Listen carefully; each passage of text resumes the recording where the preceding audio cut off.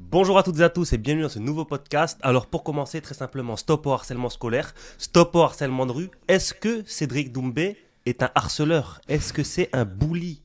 Un mec qui s'en prend aux plus faibles? On va se poser cette question dans ce podcast. Avec qui? Avec le retour. On me l'a demandé, beaucoup de personnes me l'ont demandé. Il est où Sigma? Il est où The Goat? Il est où? Il est là. Et je l'ai ramené. J'étais obligé d'aller le chercher de force. Il veut plus trop faire de podcast. Qu'est-ce qui se passe? Explique-nous. Comment ça va d'abord? Ça va super. Non, merci les gars. C'est vrai que ça va faire 2 mois là que j'avais complètement coupé YouTube. Parce qu'en fait, j'étais un peu plus dans l'opérationnel pour repartir vraiment en 2024 avec quelque chose de carré, de consistant. Et c'est pour ça que là, on reprend petit à petit et on est là pour rester, t'as vu. Donc, je suis désolé pour notamment ma communauté aussi parce que j'avais pas mis de message. Mais là, on va revenir vraiment avec du lourd et c'est pas que des paroles.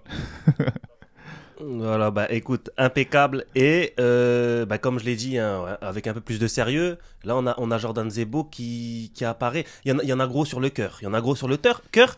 Et ça peut se comprendre. Mine de rien, ça peut se comprendre. Et on va se poser la question et on va en parler dans ce podcast. Hein, tout de suite après le générique.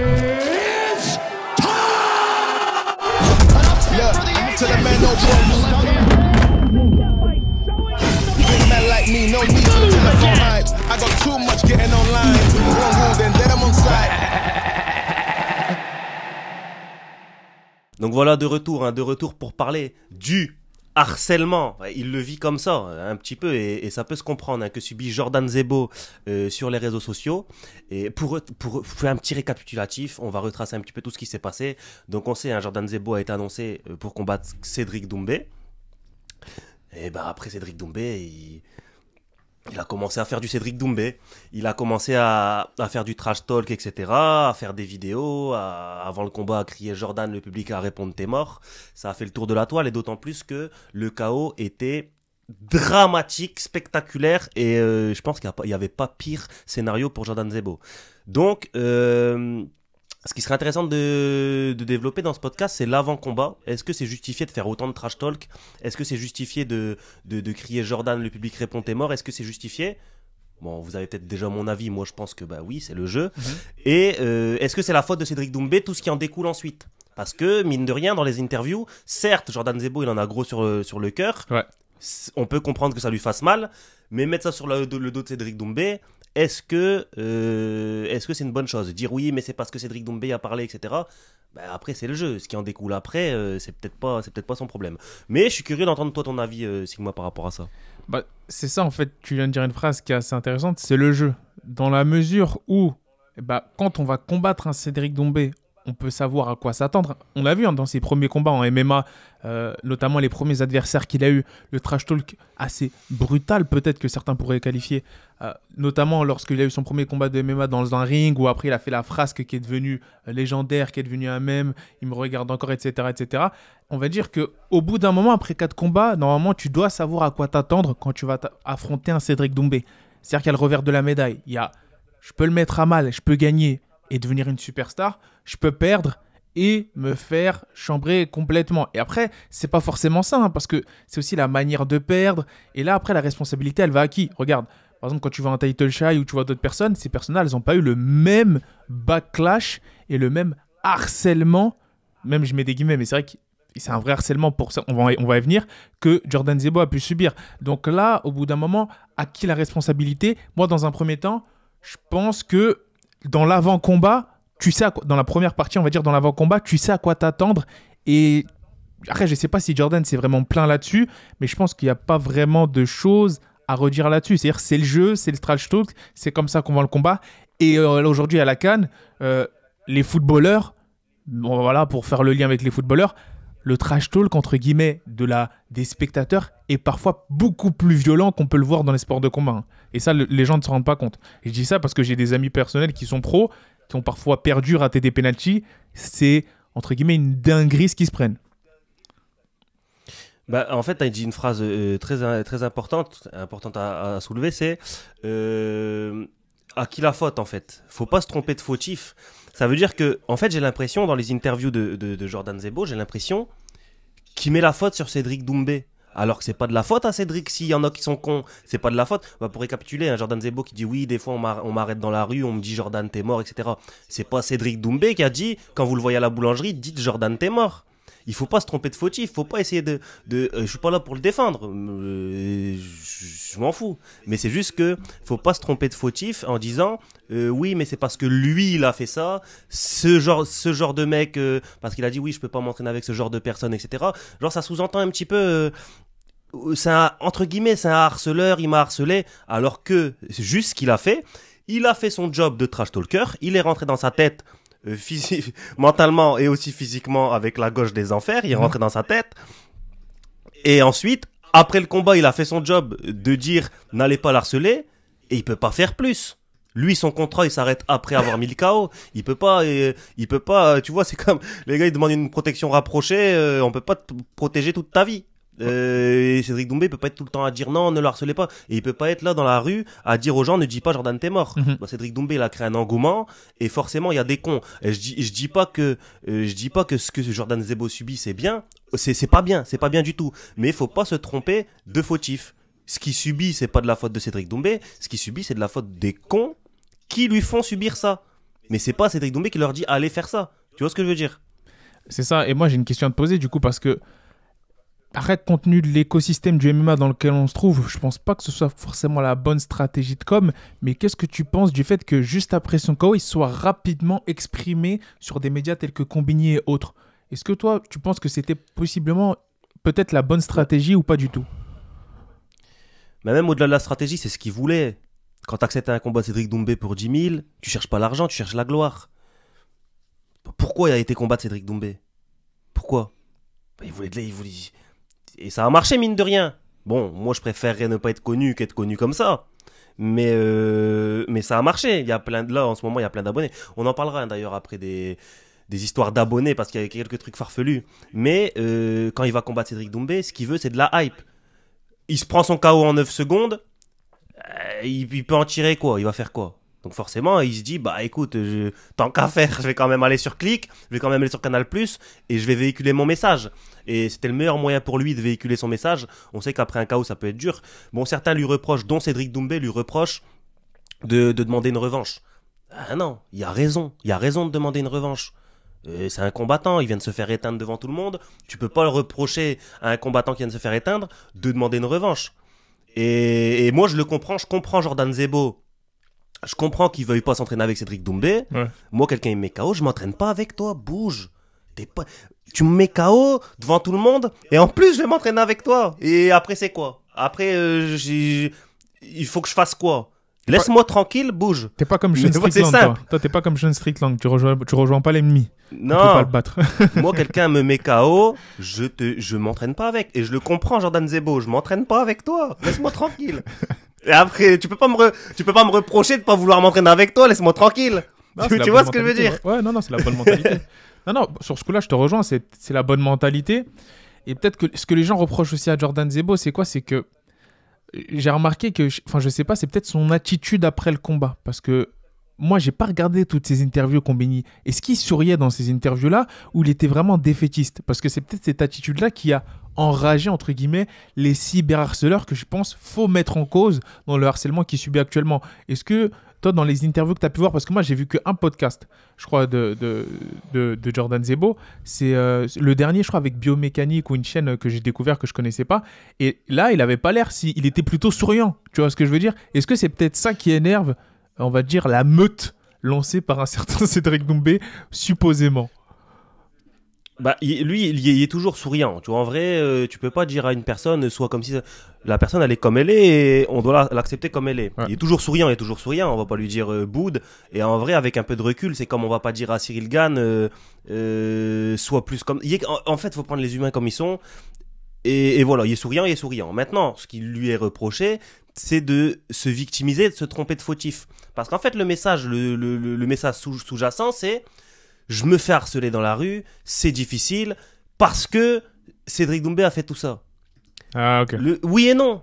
Tu vois ce que Oui et non, parce que, comme j'ai dit tout à l'heure, oui, c'est parce que Cédric Doumbé a fait tout ça, mais en disant ça, ça lui donne une mauvaise image. Et c'est d'ailleurs pour ça, à mon avis, que Cédric Doumbé a pété les plombs. À un moment donné, il a dit, allez, c'est bon, lui, vous allez... allez, bannez-le moi, lui. Les modos, lui, vous me le bannez. Et il a dit, lui, allez vous désabonner. Et donc, Jordan Zebo, il est passé de 149 000 abonnés à 141 000, 142 000. Et bizarrement, bizarrement, 2-3 jours après, il est remonté à 151 000 abonnés. Quand tu vas voir dans ses abonnés, c'est que des sans photo de profil, c'est des scammers en Inde. Il a mis un coup de carte bleue en Inde. Il a pris 10 000 abonnés pour que les marques, elles se disent, ouais, il a pas perdu de la hype, etc. C'est malheureux d'en arriver là, c'est malheureux. Non, mais après, ça, c'est la partie business. Ça, c'est la partie business. Je ne lui jeterai pas la pierre. Je ne lui jeterai pas la pierre dessus. Par contre, ouais. Non, mais c'est... Bah, déjà, tu prends 100 000 abonnés, c'est bon. Il t'en reprend 9 000, laisse. Fais profil bas, va pas remettre un coup de carte bleue, tu vois quoi. Non, mais là, je peux comprendre. Si. Et là où je te rejoins aussi, c'est que, après, Cédric Doumbé, lui, je comprends tout à fait sa frustration. Parce qu'on peut dire, mais pourquoi est-ce que Cédric, il a dit ça et autres ? Tout comme lui, il s'entraîne tous les jours. Tout comme lui, il fait les jets. Tout comme lui, il prend les coups à l'entraînement. Parfois très désagréable par des Saladin Parnasse et j'en passe. Tout comme lui, il prend les blessures. Tout comme lui, il subit la pression, même parfois plus grande en cas de défaite. Donc le fait que ça s'est joué en 9 secondes et qu'il est performé, il est pris le dessus, là, je pense pas qu'on puisse lui en vouloir pour l'après-combat. L'après-combat, et la loi française le dit, je l'ai devant moi, les premiers responsables en cas de harcèlement en ligne, que ce soit privé ou en public, sont les auteurs des propos en cause. Donc là, pour le coup, c'est pas Cédric qui va tous les jours mettre des 9 secondes en commentaire, même si c'est assez regrettable, sous tous les posts Instagram de Jordan Zebo. Après, je pense, moi, Jordan, et je le connais pas personnellement, mais je pense que il va s'en remettre. C'est un guerrier, tu vois. Il a des ambitions. Il va se servir de ça pour rebondir et atteindre, je l'espère, les sommets. Mais c'est vrai que c'est peut-être pas forcément, on va dire, la meilleure stratégie de redemander un rematch immédiat. Je pense qu'il devrait d'abord montrer ses talents. Et là, on y reviendra après, parce qu'au niveau du choix de carrière de son côté, je ne sais pas par qui il est managé, c'est Management Factory, c'est ça ? Je crois je sais pas c'est qui manage. Ouais. Voilà, c'est ce côté-là. Il veut pas quitter là-bas. Il veut pas quitter là-bas. Chacun ses choix. Par contre, moi, je me questionne justement sur ces choix-là. Notamment, et là, on y viendra peut-être dans un autre podcast, sur pourquoi prendre Cédric Doumbé maintenant, que ce soit pour Baki ou Jordan Zebo. C'était quoi, eux ? Est-ce que ça en valait vraiment la peine, sachant qu'il y avait des combattants qui étaient déjà aguerris, qui étaient dans le milieu européen, du sport de combat, qui, eux, ont refusé Cédric Doumbé. Donc, ils avaient à gagner, ils n'étaient pas prospects, c'était un combat pour eux qui leur permettrait d'avoir de la lumière. Je n'ai pas les noms en tête, mais sur les réseaux sociaux, on a vu que ces gens-là avaient refusé. Donc, voir des jeunes prospects se jeter, entre guillemets, dans la gueule du loup, c'est assez bizarre quand tu vois que dans certains sports, notamment la boxe anglaise ou même le MMA, normalement, tu es censé construire petit à petit. Et les stars, elles préfèrent, les jeunes stars potentielles, elles préfèrent grappiller, mettre des KO, gagner par soumission, au lieu de directement aller chercher the big fish, le requin. Donc, j'ai pas trop compris la stratégie d'aller jeter dans la gueule du loup face à quelqu'un qui est à son prime, qui éteint des gens et qui représente pour moi littéralement Francis Ngannou dans sa catégorie. J'ai pas trop compris là. C'est ça. Et en plus, déjà, le Management Factory, pour moi, a fait une très grosse erreur. Et de surcroît, parce que le Management Factory, mieux que nous, ça connaissent le niveau de Jordan Zebo. À un moment donné, il faut arrêter d'être hypocrite. On va pas se mentir. Tout à l'heure, tu as dit, ouais, j'espère que Jordan Zebo va atteindre les sommets. Est-ce que, au fond de toi, je te pose la question, tu penses que Jordan Zebo va atteindre les sommets ? Écoute, moi, je pense que Jordan Zebo, il va atteindre un niveau... Non, mais est-ce que tu penses qu'il va atteindre les sommets ou pas ? C'est quoi les sommets ? Je sais pas, parce que les sommets, c'est quoi ? C'est top 20 UFC ? Top 15 UFC ? J'ai déjà entendu parler de l'UFC et tout, je sais. Il disait, ouais, je sais que j'ai le niveau top 5 UFC, je peux avoir le niveau top 5 UFC. Top 5 ? Je sais pas. Top 5, je sais pas. Top 5, je sais pas. Moi, je sais que Jordan Zebo, il peut performer à un certain niveau à l'UFC. Après, top 5, j'ai jamais parlé de top 5, moi. Ce qu'il a eu, ça peut être traumatisant. Et je sais pas comment il va revenir dans la cage. Moi, écoute, je suis sûr qu'il va performer à l'UFC. Enfin, je pense que lui, le niveau qu'il veut, c'est l'UFC. Je suis sûr qu'il va performer à l'UFC. Ça peut... Maintenant, faut se dire quand même les choses. Moi, je pense que le Management Factory, ils sont au courant de son niveau. Je pense que c'est pas l'un des meilleurs 77 en France, faut se dire la vérité. Encore moins au monde. Certes, il a fait des combats, etc. Mais il n'a pas combattu. Tu vois ce que je veux dire ? Il n'a pas combattu le top. Il n'y a pas eu vraiment de gros combats là. En fait, dans les combats que moi j'ai pu voir, je te dis tout de suite, je voyais un très bon prospect français. un très bon prospect français à construire. Je ne voyais pas un très bon prospect français dans la cage avec un Cédric Doumbé. Bah oui, c'est ça, parce que regarde. C'est-à-dire que pour moi, tu le construis, là, il aurait pu signer à l'UFC cette année. Et rien n'est fini. Pour moi, s'il n'avait pas croisé le chemin de... Je t'explique. Regarde Jamais, il n'y aurait pas pu signer à l'UFC. Regarde comment ça se construit la valeur marchande d'un combattant. Tu penses qu'un Jordan Zebo, l'aura qui... Parce qu'il dégageait une aura, on va pas se mentir. Il prend pas la ceinture à l'ARES. Il prend pas la ceinture à l'ARES. Il prend pas la ceinture de l'ARES. Mais c'est pas question de prendre la ceinture. Moi, je te le dis. C'est pas question de prendre la ceinture. Il a la prestation qu'il a fait face à un Karim Gadji. Même si les gens ils se disent ah oui c'était un match-up, c'était on va dire en termes de confrontation de style. J'ai pas envie de manquer de respect à Karim Gadji, big respect. Non, mais c'est pour Karim ça Gadji, big respect. Non mais quand je te dis c'est pas des top combattants, c'est pas Karim Gadji, un grand combattant en pied-point. Déjà là, il est beaucoup plus vieux. Et ensuite, tu le vois, les combattants en pied-point. On l'a vu avec Youssef Bouganem, la transition, elle était compliquée. Là, avec Karim Gadji, c'était pareil. Tu peux pas prendre en référence un Karim Gadji. Ce qu'a fait Karim Gadji, ça vaut rien. C'est pour ça que... C'est pas une performance qui est... mais c'est pour ça que je te dis, en tant que jeune prospect, la stratégie, elle était magnifique. Parce que tu prends quelqu'un qui a ce pedigree-là en pied-point, tu fais cette prestation-là, impressionnante. Ensuite, tu prends un Michael Marisardi, tu fais cette prestation-là impressionnante. Et ben, il avait le chemin de ce qu'on appelle construction de carrière. Et je pense qu'il fallait qu'il continue une année de plus sur ce chemin-là. C'est-à-dire que tu peux voir notamment en boxe anglaise ou autre, tu prends ton temps. Pourquoi est-ce qu'en MMA, les prospects français ne veulent pas prendre leur temps? C'est ça que je comprends pas. Prenez votre temps, les gars. Déjà que maintenant, ils passent pro rapidement. Maintenant, un peu moins, heureusement. Mais dès qu'ils sont dans le circuit pro, parce que t'es pro, et bah t'es obligé de direct prendre des tueurs. Quand t'es pro, quand vous êtes des combattants, et là c'est un message là j'envoie un message aux combattants, aux jeunes combattants français talentueux qui ont des grandes ambitions qui passent pro. Prenez votre temps, les gars. Allez pas tout de suite affronter des têtes. Allez pas tout de suite affronter des tueurs. Ça n'a aucun intérêt. Vous avez beaucoup plus intérêt, entre guillemets, à performer, surperformer face à des gens de votre niveau ou possiblement en dessous, mais où là il n'y a pas un déficit qui est exagéré, un écart de niveau exagéré, plutôt que de faire ce genre de stratégie-là. Parce que pour moi, tu vois, c'est assez suspect. Je me pose un peu des questions sur... Je sais que Baki, il sait que il a confiance dans sa tête, il va éteindre, rouler sur un Cédric Doumbé. Dans le camp de Baki, c'est pareil. Dans le management de Baki, c'est pareil. Mais ouais, c'est pas... Et même, exactement. Et en plus, pour recentrer le débat, désolé de te couper, pour recentrer le débat, c'est en fait, tu vois, cette certitude de gagner, et ben Jordan, il l'avait aussi avant le combat. Exactement. Donc, lui, il s'imaginait pas une défaite. Et même s'il s'imaginait une défaite, il se disait, bon, c'est bon, après ça va s'arrêter. Mais c'est croire que le monde est trop gentil. Le monde est méchant. Le monde est très méchant. Et j'en suis le premier témoin.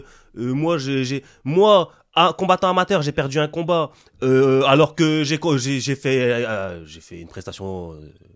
Ça va, j'étais jusqu'à la décision tranquille. Ça m'a vanné dans tous les sens. Alors imagine contre Cédric Doumbé, tu fais une prestation comme ça en 9 secondes, tu te fais éteindre. Bien sûr que ça va parler. L'être humain, il a besoin de déverser. C'est comme ça, on le sait. Et je dis pas que c'est une bonne chose, mais je dis le fautif, c'est pas Doumbé, c'est le mauvais, le public. Ouais, bien sûr. Non, l'écosystème français, il est dangereux. Le public français, il est dangereux. On va pas se mentir. Surtout quand tu rentres dans un... Et les deux, ils disaient... Et c'est peut-être ça qui a énervé le public français, c'est le fait les deux croyaient en eux. Les deux croyaient en eux. Et c'est pour ça que moi, j'ai peur pour l'après-combat Baki Doumbé. Le perdant, ça va être quoi? Parce que la seule manière pour qu'il n'y ait pas un déversement de haine, c'est qu'il se fasse une guerre. Parce que les gens... Même ça. Mais ça, de toute façon, ça, on en parlera dans le prochain podcast. Mais Jordan Zebo, la manière à cause de laquelle ils subissent des versements de haine, pour moi, c'est pas le fait qu'il ait perdu. Hein. C'est juste la manière. C'est la manière. Pour moi, c'est juste la manière. Et c'est aussi le... Tu vois, c'est aussi... Alors, tu vois, c'est contradictoire de dire ça, mais c'est aussi tout ce que Cédric Doumbé, parce que je dis c'est pas de sa faute, mais là je viens de dire c'est aussi à cause de lui.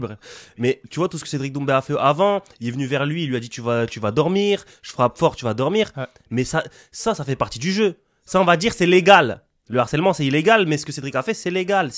Il a fait son trash talk. Il a fait son trash talk et il a appliqué la sentence qu'il avait prononcée. Il a prononcé une sentence la veille, il a appliqué. Donc les gens, ils sont devenus fous. Et puis, par contre, un truc pas bien, et j'avais partagé une vidéo. Vous avez vu quand Jordan Zebo fait son entrée? Ça lui...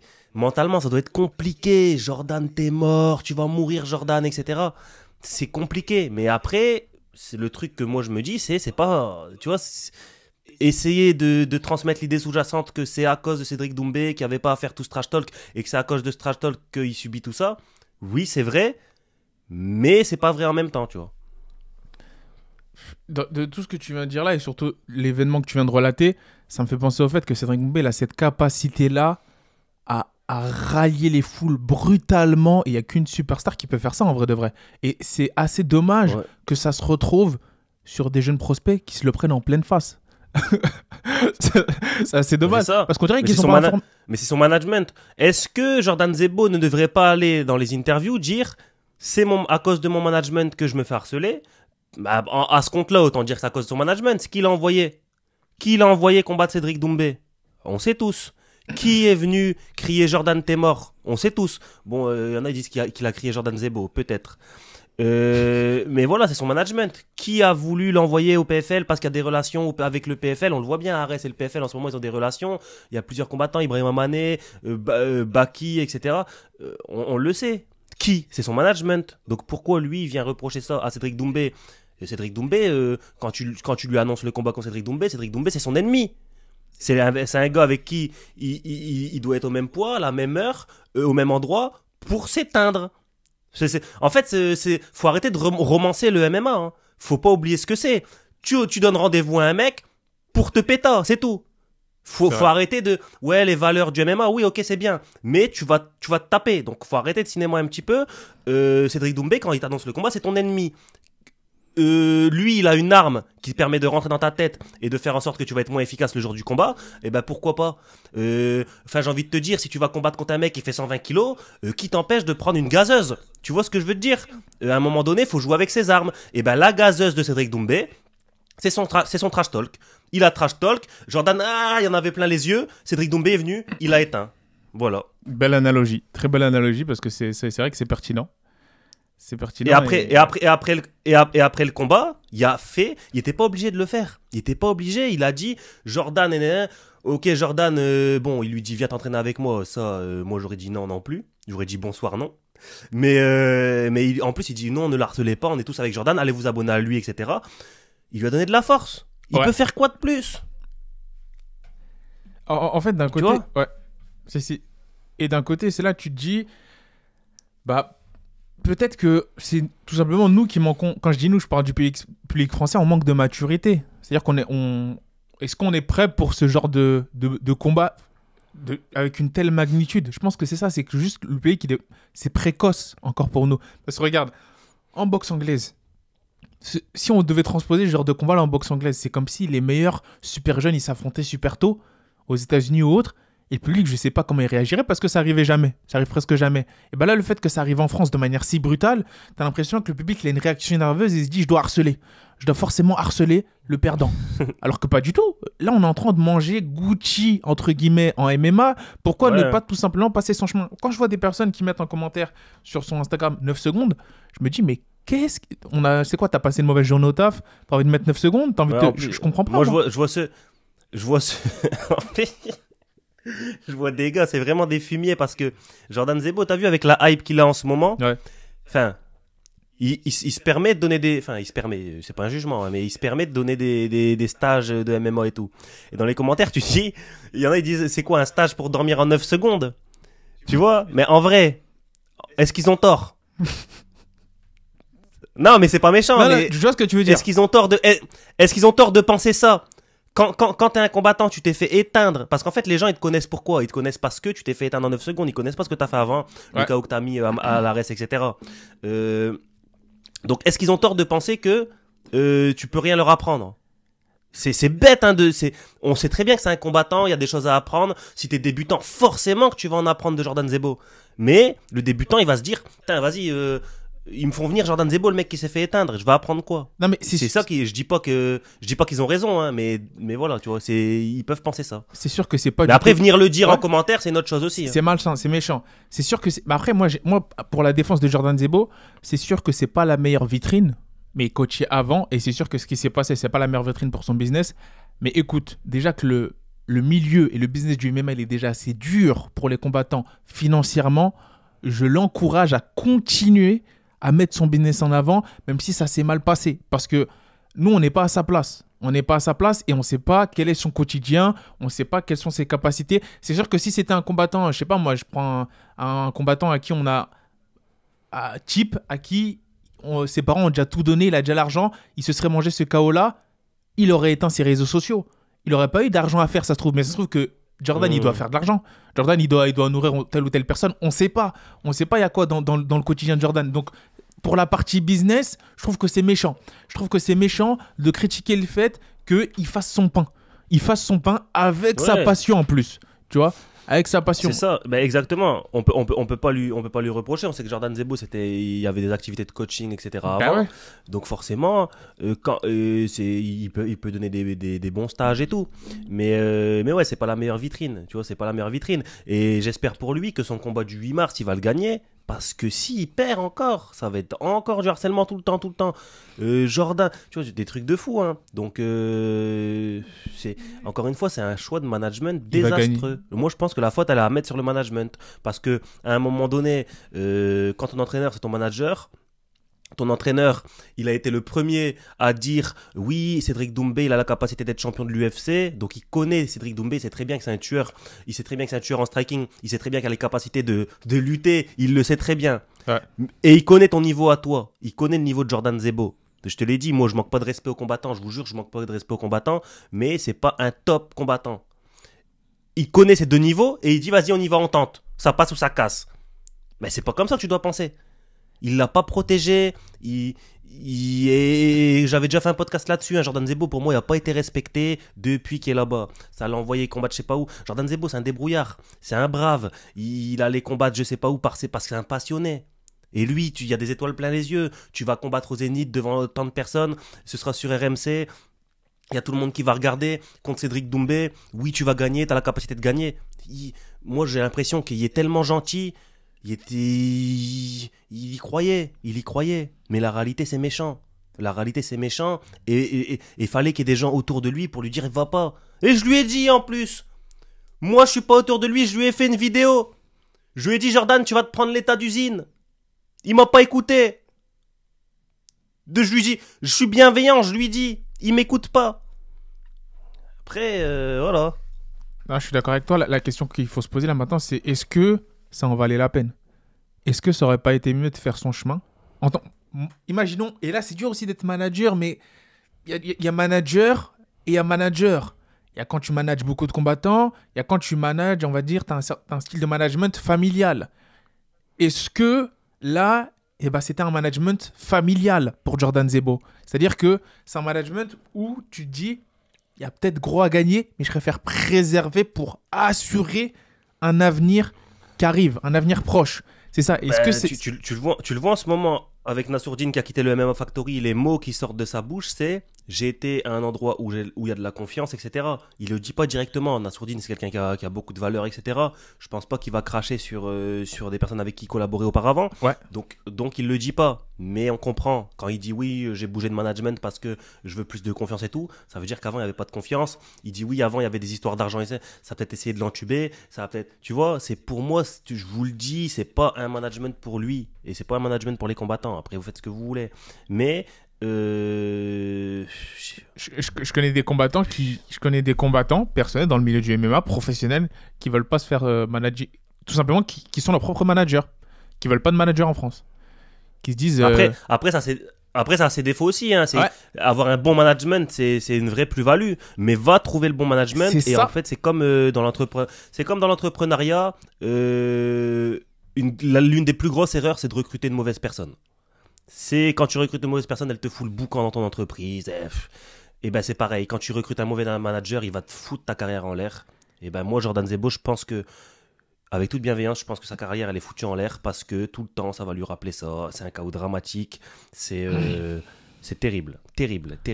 Et donc, pour recentrer le débat sur le harcèlement, je pense qu'on a fait le tour. Hein. Ah, c'est vrai. Et j'ai un message à passer aussi, s'il vous plaît. Si t'écoutes ce podcast et c'est toi le mec qui est à la boulangerie avec Jordan Zebo qui lui a dit Jordan, t'es mort, arrête, gros, s'il te plaît. Laisse-le tranquille. Et j'invite tout le monde, laissez-le tranquille. Ce podcast, je suis pas là pour justifier. Je l'ai dit, hein, tous ceux qui ont fait ça, c'est des cons et c'est vous les fautifs. Donc arrêtez ça. Et C'est surtout... un message que je peux passer. Ouais, vas-y. Ouais. Non, mais un message que je peux passer, c'est arrêter de l'harceler. Même nous, les médias, enfin les podcasteurs, etc.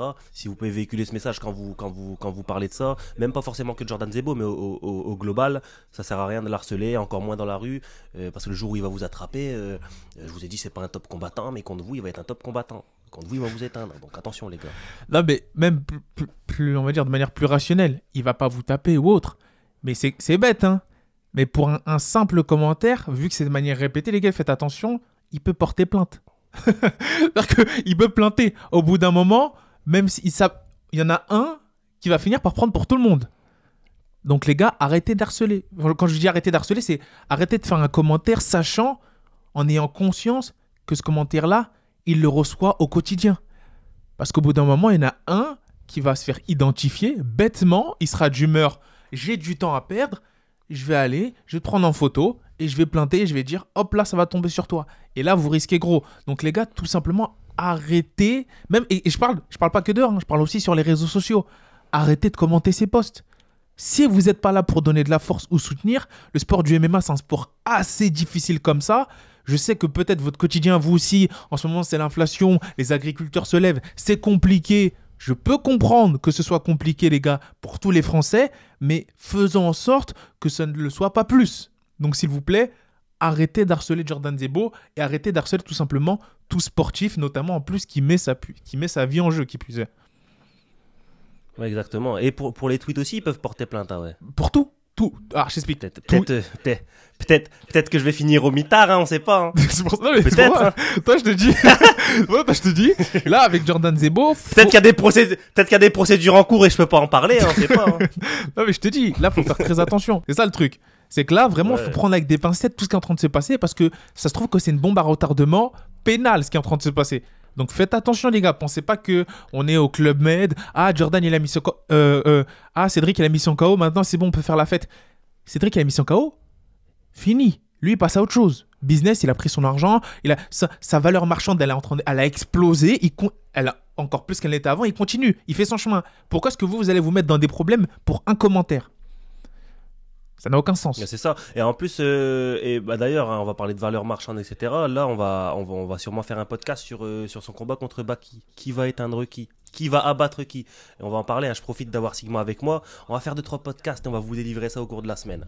Je pense qu'on a fait le tour en tout cas sur ce podcast. Ouais. Et voilà, le message est passé. N'hésitez pas à vous abonner à la chaîne. N'hésitez pas à mettre un commentaire avec votre avis. À chaque fois, vous commentez, les gars, ça me fait plaisir. Les gars, quand je vois vos commentaires, je suis un peu ému. J'ai envie de pleurer. Je like, je sais plus où donner de la tête. Vous commentez beaucoup. J'aime beaucoup. Donc si vous êtes arrivé jusque là, n'hésitez pas à mettre top podcast. Vous mettez top podcast en commentaire, comme ça je sais que vous êtes arrivé jusque là. Et allez vous abonner s'il vous plaît à la chaîne de Sigma. C'est The Goat MMA Boxing et ce sera le premier lien en description. Merci les gars, merci. Je sais pas si c'est en commentaire épinglé ou je sais pas, mais en tout cas si vous descendez en description il y aura sa chaîne. Comme ça vous allez vous abonner, donner de la force et même lui il me donne de la force en étant là. Vous voyez les podcasts ils sont un peu plus vivants et ça me fait vraiment plaisir de le retrouver sur la chaîne. Est-ce que t'as un mot de la fin ? Bah les gars, le plaisir est pour moi, c'est tout ce que j'ai à dire. Restez comme vous êtes et n'harcelez pas. Ciao.